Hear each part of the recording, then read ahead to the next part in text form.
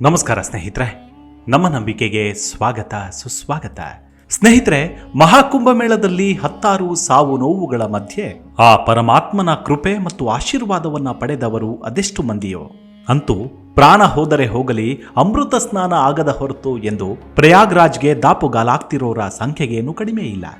ಎಲ್ಲರೂ ಪರಮೇಶ್ವರನ ಕೃಪೆಗೆ ಆಶೀರ್ವಾದಕ್ಕಾಗಿ ಆ ಪುಣ್ಯ ಭೂಮಿಗೆ ತೆರಳುತ್ತಿದ್ದರೆ, ಆ ಬೆಡಗಿಯೊಬ್ಬಳು ಭಕ್ತಾದಿಗಳನ್ನೇ ಪರಮೇಶ್ವರನೆಂದು ತನ್ನ ಕಾಯಕವನ್ನು ಆರಂಭಿಸಿದ್ಲು. ಯಾವುದಾದರೂ ಸರಿ, ಮಾಡೋ ಕಾಯಕ ಪರಮೇಶ್ವರನಿಗೆ ಅರ್ಪಣೆ ಎಂಬಂತೆ ಮಣಿಸರಗಳನ್ನ, ರುದ್ರಾಕ್ಷಿಗಳನ್ನ ಮಾರಾಟ ಮಾಡುತ್ತಿದ್ದ ಮಧ್ಯಪ್ರದೇಶದ ಮೊನಾಲಿಸಾ ಭೋಸಲೆ ಒಂದೇ ರಾತ್ರಿಯಲ್ಲಿ ಸೋಷಿಯಲ್ ಮೀಡಿಯಾ ಸ್ಟಾರ್ ಆಗಿಬಿಟ್ಟಿದ್ಲು. ಅಕ್ಕಪಕ್ಕದ ಮಂದಿಯೇ ಮಾತನಾಡದೆ ಮುಖ ತಿರುಗಿಕೊಂಡು ಹೋಗುತ್ತಿದ್ರು. ಆದರೆ ರಾತ್ರಿ ಕಳೆದು ಬೆಳಕಾಗುವಷ್ಟರಲ್ಲಿ ನ್ಯಾಷನಲ್ ಮೀಡಿಯಾಗಳು ಪ್ಯಾನಲ್ ಡಿಸ್ಕಷನ್ನಲ್ಲಿ ಫೋನೋ, ಆಕೆಯೊಂದಿಗೆ ಲೈವ್ ಚಿಟ್ಚಾಟ್, ಹೀಗೆ ಆಕೆಯ ನಸೀಬು ಕೂಡ ಬದಲಾಗಿ ಬಿಡ್ತು. ಬಡವರ ಮನೆ ಮಗಳು ಮೊನಾಲಿಸಾ ಬೆಳವಣಿಗೆಯ ಹಾದಿಯನ್ನ ಕಂಡುಕೊಂಡಿದ್ಲು. ಅದೆಲ್ಲವೂ ಭೋಲೆನಾಥನ ಆಶೀರ್ವಾದ ಎಂದೇ ಸಂಭ್ರಮಿಸಿದ್ಲು. ಹೀಗೆ ಅವರಿವರ ಕಾಟದ ನಡುವೆಯೂ ಒಂದೊಳ್ಳೆ ಅವಕಾಶ ಆಕೆಯನ್ನ ಹುಡುಕಿಕೊಂಡು ಬಂದಿತ್ತು.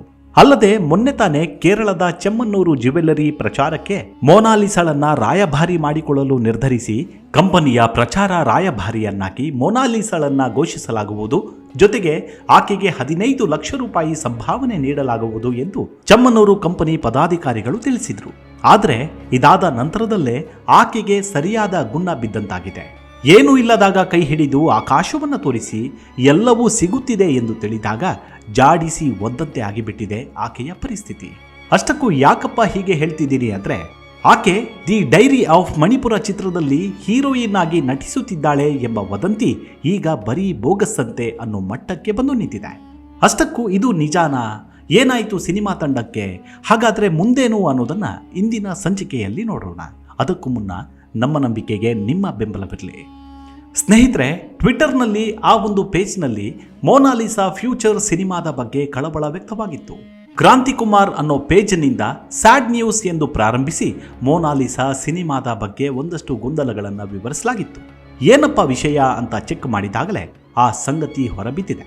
ಅದೇನಂದ್ರೆ, ಮೊನಾಲಿಸಾ ಹಲವಾರು ಕಾರ್ಯಕ್ರಮಗಳಲ್ಲಿ ಭಾಗವಹಿಸುತ್ತಿರುವ ವಿಡಿಯೋಗಳು ಇತ್ತೀಚೆಗೆ ಸಾಮಾಜಿಕ ಮಾಧ್ಯಮಗಳಲ್ಲಿ ಕಾಣಿಸಿಕೊಂಡಿತ್ತು. ಕೆಲವು ವಿಡಿಯೋಗಳಲ್ಲಿ ಮೊನಾಲಿಸಾ ನಟನಾ ತರಬೇತಿಯನ್ನ ಪಡೆದುಕೊಳ್ಳುತ್ತಿರುವುದು ಹರಿದಾಡ್ತಿದೆ.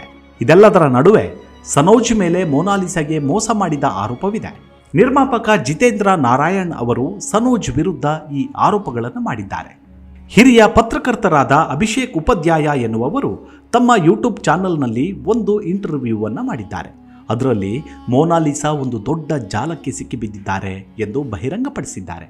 ಅದರಲ್ಲಿ ಉಲ್ಲೇಖಿಸಿದ ವಿಷಯ ಏನಪ್ಪಾ ಅಂದ್ರೆ, ಪತ್ರಕರ್ತ ಅಭಿಷೇಕ್ ಉಪಾಧ್ಯಾಯ ಅವರು ಬೆಂಗಾಲ್ ಡೈರಿ, ರಾಮನ ಜನ್ಮಸ್ಥಳ ಮತ್ತು ಕಾಶಿ ಟು ಕಾಶ್ಮೀರ್ ಚಿತ್ರಗಳ ನಿರ್ಮಾಪಕ ಜಿತೇಂದ್ರ ನಾರಾಯಣ ಸೆಂಗಾರ್ ಅಲಿಯಾಸ್ ವಾಸಿಂ ರುಜ್ವಿಯ ಸಂದರ್ಶನವನ್ನು ಮಾಡಿದರು. ಈ ಸಂದರ್ಶನದಲ್ಲಿ ಜಿತೇಂದ್ರ ನಾರಾಯಣ್ ಅವರು ಒಂದು ಹೇಳಿಕೆಯನ್ನ ನೀಡೋದರ ಮೂಲಕ ಸಂಚಲನವನ್ನ ಮೂಡಿಸಿದ್ದಾರೆ. ಅದೇನೆಂದರೆ, ಇದೀಗ ದಿ ಡೈರಿ ಆಫ್ ಮಣಿಪುರ ಚಿತ್ರ ನಿರ್ಮಾಣ ಮಾಡಲು ತಯಾರಾಗಿರುವ ಸನೋಜ್ ಮಿಶ್ರಾ ಎಂಬಾತ ನಯ ವಂಚಕನಂತೆ. ಮಾತ್ರವಲ್ಲ, ಇದುವರೆಗೂ ಒಂದೇ ಒಂದು ಸಿನಿಮಾ ಕೂಡ ಮಾಡಿಲ್ವಂತೆ.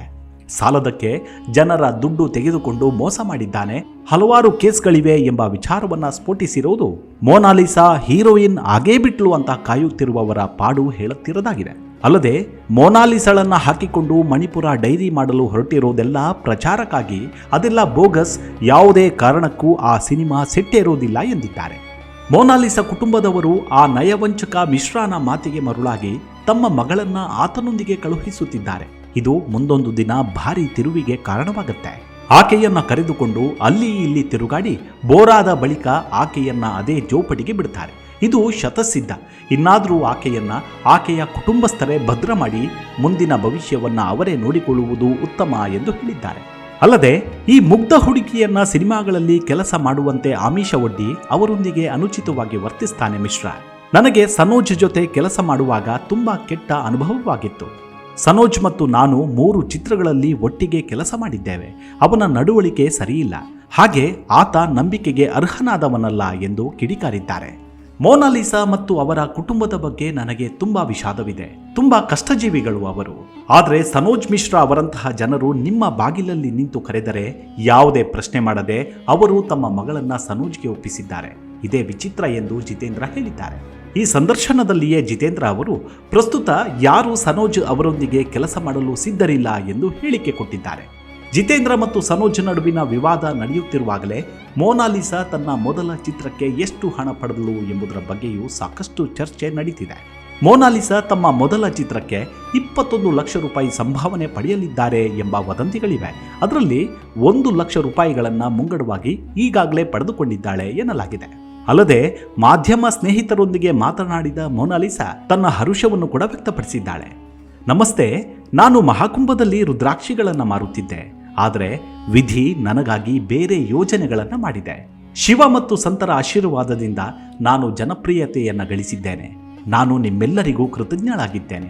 ಈ ಕಾರಣದಿಂದಾಗಿ ನನಗೆ ಬಾಲಿವುಡ್ ಚಿತ್ರವೊಂದರ ಆಫರ್ ಬಂದಿದೆ. ಚಿತ್ರದ ನಿರ್ದೇಶಕ ಸನೋಜ್ ಮಿಶ್ರಾ ಅವರು ವೈಯಕ್ತಿಕವಾಗಿ ನನ್ನ ಮನೆಗೆ ಭೇಟಿ ನೀಡಿ ಈ ಅವಕಾಶವನ್ನು ನೀಡಿದ್ದಾರೆ. ನಾನು ಯಾವಾಗಲೂ ನಾಯಕಿಯಾಗುವ ಕನಸನ್ನು ಕಂಡಿದ್ದೆ. ಇಂದು ಆ ಕನಸು ನನಸಾಗಿದೆ. ಈ ಕ್ಷಣವನ್ನ ನಾನು ಎಂದೆಂದಿಗೂ ಮರೆಯೋದಿಲ್ಲ ಅಂತ ಮಾತನಾಡಿದ್ದಾಳೆ. ಅತ್ತ ಕಡೆ ನಿರ್ಮಾಪಕ ಜಿತೇಂದ್ರ ವಾಗ್ದಾಳಿ, ಇತ್ತ ಕಡೆ ಸನೋಜ್ ಮಿಶ್ರಾ ನೌಟಂಕಿ ಮಧ್ಯೆ ಮೋನಾಲಿಸಾ ಅನ್ನೋ ಮುಗ್ಧ ಹೆಣ್ಣಿನ ಪರಿಸ್ಥಿತಿ ಎಲ್ಲಿಗೆ ಹೋಗಿ ಮುಟ್ಟುತ್ತೋ ಗೊತ್ತಿಲ್ಲ. ಆದರೆ ರುದ್ರಾಕ್ಷಿ ಹಿಡಿದವಳ ಕೈಯನ್ನ ಆ ಪರಶಿವ ಎಂದೆಂದಿಗೂ ಬಿಡಲಾರ ಅನ್ನೋದು ಅಷ್ಟೇ ಸತ್ಯ. ಸತ್ಯ ಎಂದೆಂದಿಗೂ ಕಹಿ ಇರಬಹುದು, ಆದರೂ ಕಹಿಯೂ ಕೂಡ ಎಂದೆಂದಿಗೂ ಸತ್ಯವನ್ನೇ ಪ್ರಕಟಿಸುತ್ತೆ ಎಂಬುದನ್ನು ಎಂದೆಂದಿಗೂ ನಾವು ಕೂಡ ಮರೆಯುವಂತಿಲ್ಲ. ಆಕೆಯ ಭವಿಷ್ಯ ಮತ್ತಷ್ಟು ಉಜ್ವಲವಾಗಲಿ, ಬಡವರ ಮಕ್ಕಳು ಬೆಳಿಬೇಕು. ಮುಂದಿನ ಸಂಚಿಕೆಯಲ್ಲಿ ಮತ್ತೆ ಸಿಗೋಣ. ಅಲ್ಲಿವರೆಗೂ ನಿಮ್ಮ ಆರೋಗ್ಯದ ಕಡೆ ಗಮನವಿರಲಿ. Take care. ನಮಸ್ಕಾರ.